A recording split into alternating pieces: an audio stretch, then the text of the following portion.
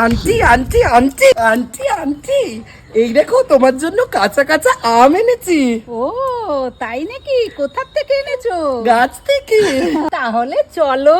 Boom boom Shakalaka, আজ খাবো আম মাখা।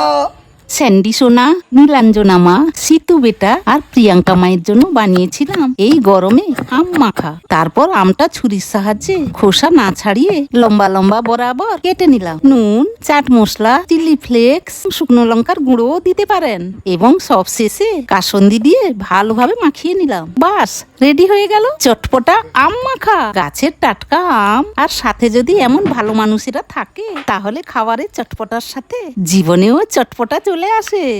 দারুণ